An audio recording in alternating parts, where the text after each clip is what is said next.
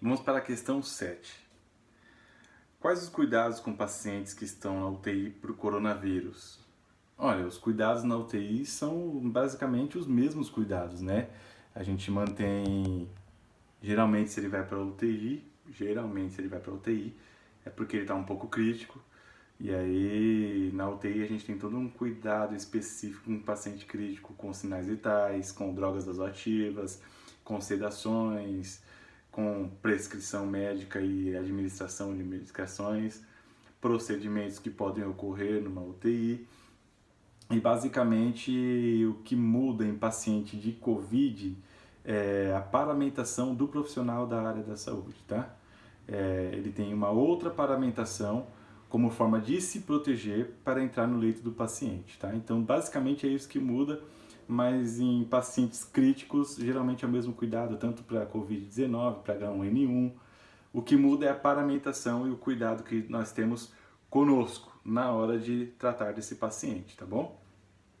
8. Os profissionais que estão atuando na linha de frente estão tendo algum tipo de apoio psicológico nessas diferentes fases da pandemia? Não. Sinceramente, não. Isso não ocorreu ainda, não está ocorrendo. Seria uma hipocrisia da minha parte se eu falasse que estão tendo apoio psicológico, que tem ginástica laboral. Que... não tem nada disso. Por quê? Porque pegou todo mundo desprevenido, tá? Pegou desde o CEO do hospital até o primeiro lá, o último da pirâmide, não teve como. Então, quando você está numa situação dessas, você tem que olhar para frente e batalhar, tá? Eu costumo dizer que muito do que a enfermagem, os profissionais da saúde trabalham é tido como uma missão, tá? É uma missão, você está ali para cumprir a sua missão, fazer o seu melhor. E nesse caso de pandemia não tem apoio psicológico não, tá? Pegou todo mundo de calça curta, desprevenido. Seria legal? Seria, mas não é o caso e nem a situação no momento, tá bom? Vamos lá. Quais são as medidas de proteção que os profissionais estão tomando para manter a saúde?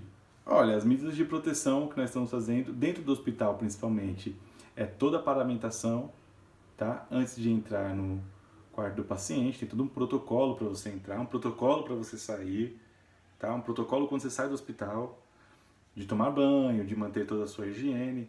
E a saúde do profissional, como tido como saúde mental, a saúde também do físico do profissional, é você tentar o maior cuidado possível, né? Não tem muito o que se fazer. Em relação à prevenção, o Hospital Moriá, onde eu trabalho, pelo menos ele tem sido exemplo nesse quesito, tá?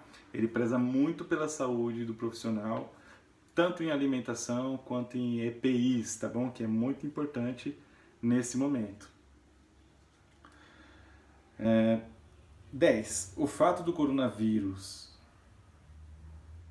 levar a um óbito para pacientes, às vezes muito rápido, afeta o psicológico? Olha, afeta sim, afeta. O paciente chega,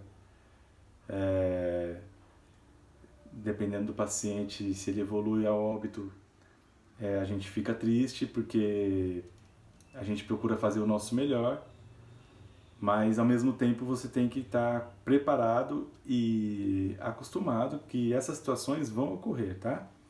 Eu peguei a fase do H1N1, eu peguei a fase da febre amarela, eu peguei diversas fases aí que dentro do hospital a gente vai SARA, tá? Gripe normal, você vai pegando fases assim que as pessoas vão tendo diversas doenças e parece que é tudo de uma vez. Às vezes é psicológico, interna um paciente com tentativa de suicídio, às vezes na mesma semana interna as 4, 5. É muito de fases em hospital, tá? E para tudo isso, e nessas fases que eu peguei de febre amarela principalmente, H1N1, eu vi muita gente jovem morrer.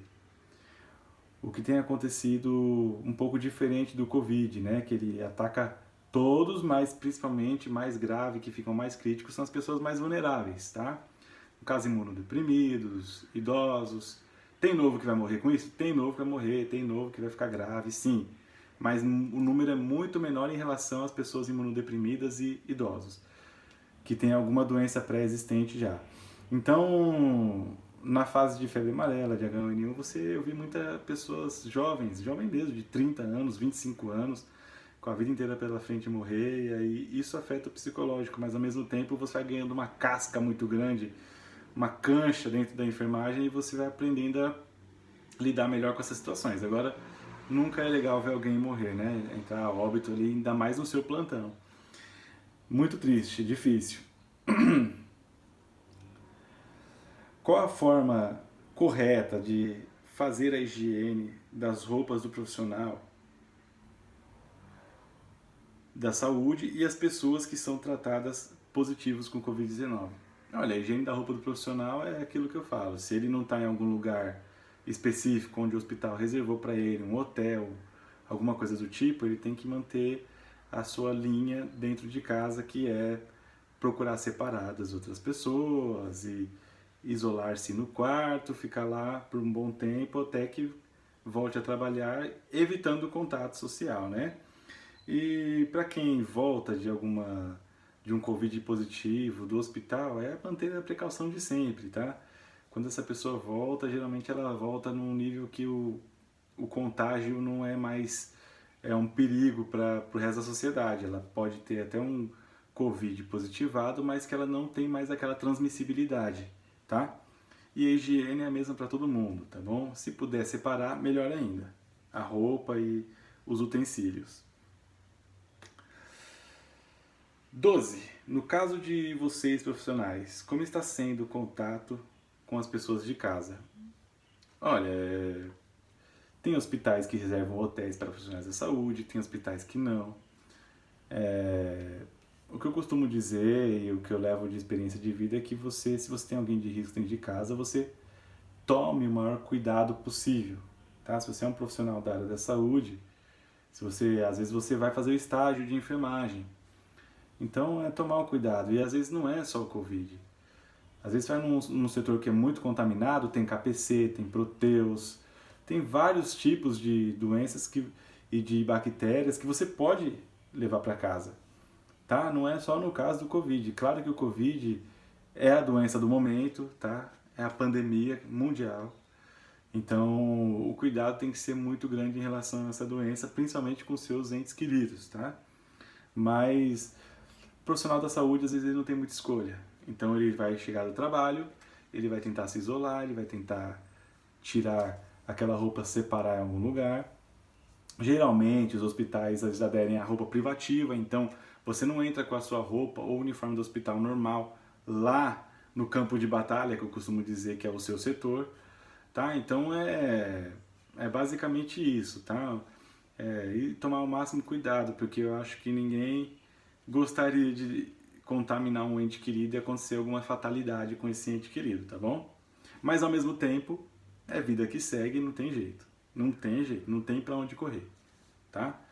O cuidado sempre, higiene sempre e vida que segue, vamos partir para cima. 13. 13 e última, porque eu já falei demais, né? Existe algum tipo de cuidado que tem sido exagerado por parte da população? Bom, essa pergunta aqui é uma pergunta muito boa. É uma pergunta que ela faz a gente pensar, né, no dia a dia, no que está acontecendo no Brasil, em São Paulo, no nosso caso, na Europa, em todo o Ocidente, na Ásia. O que tem acontecido, né? Há uma histeria da população? Não, da população eu acredito que não. Porque a população ela é informada por algumas pessoas ou alguns veículos, e esse sim eu acho que está tendo um exagero, tá? Agora, por parte da população, não. A população ela segue, ela está com medo, e ela segue aquilo as informações que ela tem. Então, há uma grande contradição em isolamento horizontal, isolamento vertical. Há pessoas que defendem isolamento horizontal, há pessoas que defendem isolamento vertical. Então, você vai escutar muito isso, mas por parte da população, acredito que não tenha acontecido nenhum exagero. A população está tentando fazer o máximo para sobreviver. E quando você diz sobreviver, você não fala só em doença, você fala em trabalho, em relação à sua saúde, em relação ao seu bem-estar físico, psicológico. É tudo isso que engloba a população, né? A saúde populacional, ela engloba tudo isso. E o que a gente anda vendo é a politização da doença por parte aqui, principalmente do Brasil, tá? Eles estão politizando muito para um lado, tanto para o outro, e isso tem sido uma tragédia. Um exemplo muito claro é o rodízio de carros em São Paulo. Se você estivesse pensando mesmo, se você for pensar logicamente, se você estivesse pensando mesmo na saúde da população, você, com o isolamento, com o rodízio de carro, você diminui o número de carros que vai andar nas ruas e você sobrecarrega o transporte público. Você, nesses dias de isolamento, você que está vendo esse vídeo, você vai reparar que nos dias que fizeram esse rodízio de carro mais rigoroso, o transporte público sobrecarregou os ônibus, o metrô, porque já estão trabalhando em taxa baixa, em ocupação baixa, em diminuído o itinerário. Então, realmente estão preocupados com a saúde da população, aglomerando-as em ônibus, em metrô. Então, tudo isso, não quero aqui colocar uma opinião minha para você. Eu acho que se a população tem exagerado ou não, acredito que não, a população não, mas você deve pensar como um todo, tá? O que está acontecendo, principalmente politicamente, em São Paulo e no Brasil, o porquê de tanto defenderem isolamento horizontal quanto vertical, tá? Quando no final quem sofre mais é o povo e quem sofre mais é a população mais vulnerável, tá bom? Então, essa foi a minha contribuição a vocês. Eu peço desculpa por ter me alongado demais aqui, mas também eram 13 perguntas, viu? Não tenho culpa, tá? Então, qualquer dúvida que vocês tiverem, eu estou disposto aí a responder através da Rose, e eu espero que vocês aí se encorajem, tá? Permaneçam firmes e estudem e batalhem e corram atrás dos seus objetivos, tá bom? A enfermagem é uma excelente área, uma excelente profissão, tá? Tem muitas dificuldades, mas também tem muitas glórias, é muito gostoso. Então eu espero que você realmente se prepare, seja preparado para ser um excelente profissional. E quem sabe um dia trabalhar do meu lado, trabalhar do lado da Rose, trabalhar no hospital de ponta ou não, mas que você faça o seu melhor, tá bom? Então é com grande carinho e prazer que eu agradeço aí a oportunidade por parte da Rose, e que um abraço para todos vocês e fiquem com Deus.